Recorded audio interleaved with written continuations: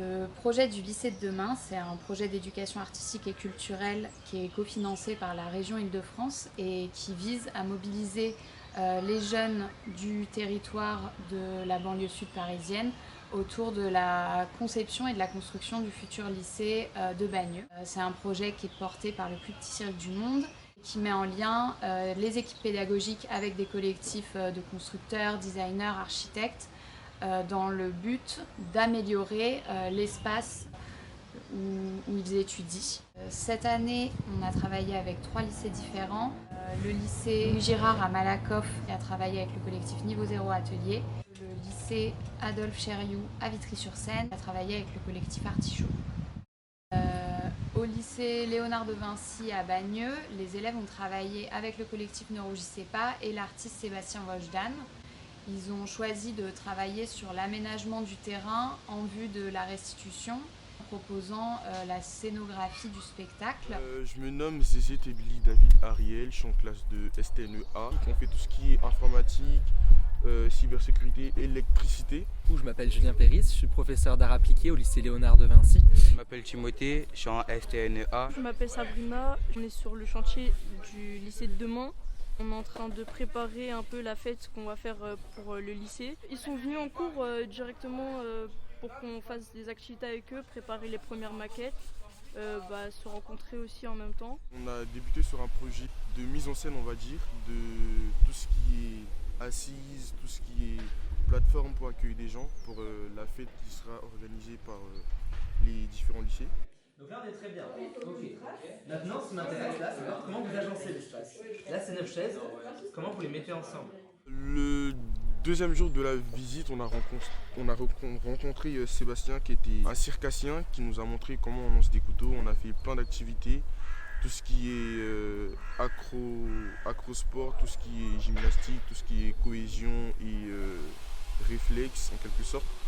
Nous avons fini l'activité avec des lanciers de couteaux. Vu que lui lance des couteaux, il a voulu les mettre à l'aise avec plusieurs ateliers de création, plusieurs ateliers de mise en scène, de mise en espace et d'appréhension du couteau. Égale distance et on va peut-être essayer de mettre un peu de la valeur dans chaque geste qu'on fait, d'accord? Aussi pour pouvoir... C'est aussi une question d'élégance quoi, non? C'est pas juste être un gros bourrin qui lance un couteau, il peut y avoir une certaine classe et des choses comme ça. Les élèves ont été interrogés sur les matières qu'ils aimeraient retrouver dans un établissement scolaire idéal et beaucoup ont répondu des cours de cuisine.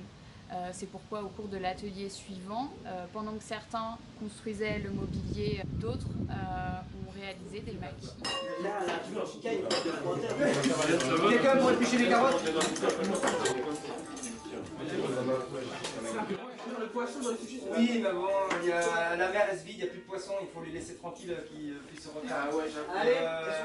Sébastien, il nous a aidé à faire des maquis pour la restitution le 3 mai du lycée de demain.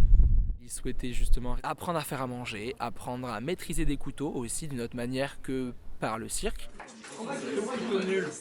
Sabrina, c'est super. On a fait à manger, donc on a commencé à préparer des plats végétariens pour la fête, pour accueillir le plus de gens possible. Puis là, on est en train de réaliser, juste derrière moi, un totem pour une capsule qu'on va faire pour le lycée. Avec les premiers échanges qu'on a pu avoir avec le collectif Ne rougissez pas, on a demandé aux élèves qu'est-ce qu'ils souhaitaient apporter sur ce terrain. Et une des premières idées qui est venue était de créer une capsule temporelle, c'est-à-dire marquer les moments présents, qu'est-ce que les élèves pensent ressentir en ce moment même en 2024 et quel message est-ce qu'ils souhaiteraient faire passer aux futurs élèves de 2044 ou de plus tard qui seraient implantés dans ce futur terrain. Et avec ce système-là, on va pouvoir faire plein de configurations différentes. Des configurations que vous avez maquettées. Donc par contre, nous on a ce qu'on appelle des chevrons, c'est ça. À l'atelier construction, on coupe du bois. Après, le bois, on donne à d'autres élèves qui, eux, vont le peindre. Après, il va être transformé en banc. Trop bien les couleurs, j'adore.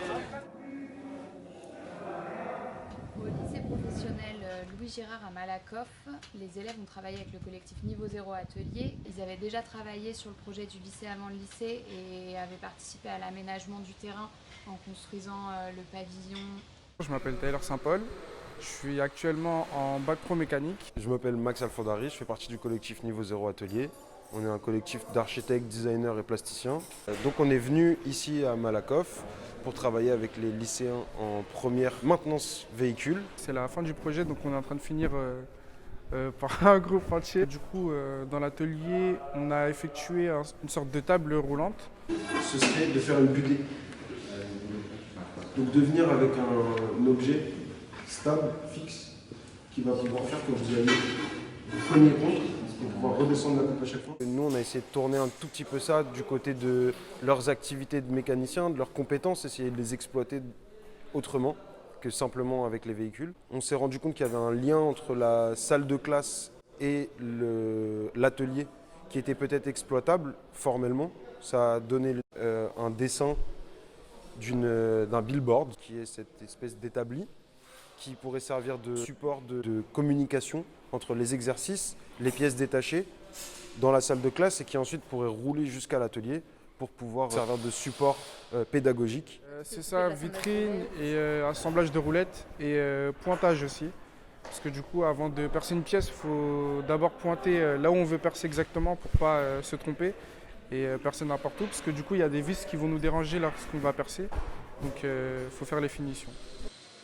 On s'est dit qu'on allait leur faire des sculptures avec les pièces détachées. Pour ça, on a fait appel à un ami à nous qui s'appelle Jules Dumoulin, qui fait des sculptures en cire de pièces détachées. La sculpture en cire, elle était particulièrement intéressante parce qu'elle nécessite de faire des moules, donc de se servir de la pièce de base. Ensuite, la cire, elle pourrait donner lieu à de la cire perdue, elle pourrait donner lieu à de la coulée en aluminium. Et donc, on pourrait se retrouver véritablement avec des compétences qui pourraient être exploitées dans leur métier de mécanicien. Wow, c'est trop beau. T'as vu? C'est parfait comme ça. Du coup, on se retrouvait potentiellement avec un stock de sculptures. Qu'est-ce qu'on fait avec un stock de sculptures? On l'expose. Il s'avère que toutes les autres options du lycée ont leur vitrine dans le lobby du lycée. Notre section de mécanique, qui est un peu au fond du couloir, il fallait qu'elle soit exposée au milieu, à l'entrée du lycée. Du coup, on est en train de fabriquer une vitrine sur le même système constructif, donc en tube d'aluminium et en plexiglas, qu'on va cet après-midi remplir de nos sculptures et pouvoir exposer pour la première fois dans le lobby de l'atelier. Au lycée Adolphe Chériou à Vitry-sur-Seine, les élèves en spécialité arts appliqués ont travaillé avec le collectif Artichaut. C'est la 4e année consécutive que le collectif intervient avec nous sur le projet du lycée de demain et elles avaient également participé à l'aménagement du terrain. Moi je m'appelle Sacha Rebière, je suis élève au lycée Adolphe Chériou. Moi du coup c'est Stéphane Cornu, je suis dans la même classe que Sacha. Je m'appelle Mac Bonnel, Djamboul Tamil Malongo. Je m'appelle Axel Ahmed. Je m'appelle Hugo.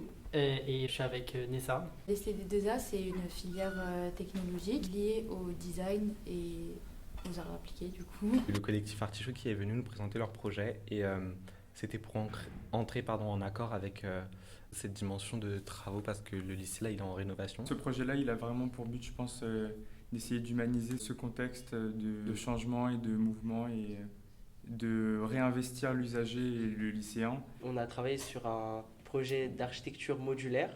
On a construit différents modules grâce à des plans qu'on a au préalable construit grâce à une perspective et une théorie qu'on a étudiée en cours.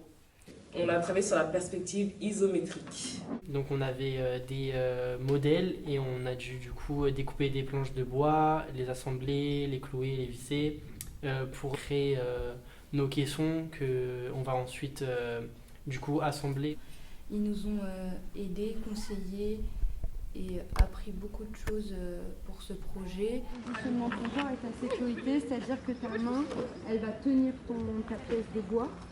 Et là, il y a une main qui est interdite. Tu dois toujours être à l'extérieur, que tu sois gauchère ou droitière, c'est la même chose. Quand on a pris les mesures, on nous a dit de réfléchir surtout à si on pouvait, par exemple, au lieu de faire, je sais pas moi, deux petits tasseaux de 64, faire un tasseau de 64 et un tasseau de 35 pour éviter d'avoir une chute qui sera du coup pas utilisable. Dans chaque classe, il y avait un groupe A qui faisait plutôt des modules rectangulaires et c'était plutôt des assises.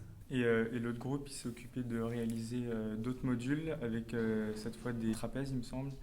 Et du coup, la combinaison des deux, ça forme une architecture modulaire qui est complètement versatile et polyvalente. On est sur cette 4e saison avec le plus petit cirque du monde. Il y y a une organisation et un déploiement d'actions dans différents lycées. Là, cette année, on est venu voir les premières arts appliqués du lycée Adolphe Chériou. Et on a, comme d'habitude, souhaité travailler sur les espaces communs, les espaces partagés, cette fois-ci sur des espaces extérieurs, dans un contexte où on a un lycée qui est en rénovation et en chantier. On propose également aux élèves de suivre un parcours du spectateur, donc ils sont amenés à aller assister à un spectacle qui est proposé au plus petit cirque du monde. Cette année, le spectacle, c'était L'asymétrie des baratins. C'est une conférence illustrée avec en plateau Nicolas Delon et Benoît Bonnemaison-Fitte. Alors, je m'appelle Nicolas Delon, je suis architecte. Je suis un des cofondateurs de Encore Heureux, qui est une agence d'architecture. Et ce soir, avec Benoît Bonnemaison-Fitte, on va vous présenter une conférence dessinée. C'est pas la première fois qu'on fait devant un public plus jeune ou de scolaire. C'est assez émouvant parce qu'on a bien le sentiment que tous les sujets dont on aborde vont être au cœur de leur vie professionnelle et personnelle. Ce qui donne aussi la teneur du projet, c'est bien sûr le moment où je vais partager toutes ces réflexions, mais c'est aussi vraiment le moment d'échange. Et là, à chaque fois, on est vraiment, avec Benoît, assez touché par la justesse des questions, la précision. Le troisième mot, enfin, c'est l'attention, c'est porter attention. Ce mot-là, il est très beau parce que l'attention, c'est être à la fois attentif et attentionné.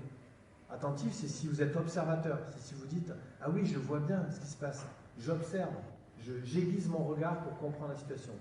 Et attentionné, c'est vous allez prendre soin. Vous allez vous dire, en fait, je pourrais agir différemment. Je pourrais observer une situation et peut-être agir différemment. Et donc, cette attention, pour nous, est très importante. Les lieux infinis, on avait décidé de donner ce nom-là quand on a fait l'exposition en 2018 à Venise. C'était pour parler de ces lieux qui accueillent l'imprévu, qui sont des lieux de démocratie, des lieux d'engagement, des lieux d'alternative.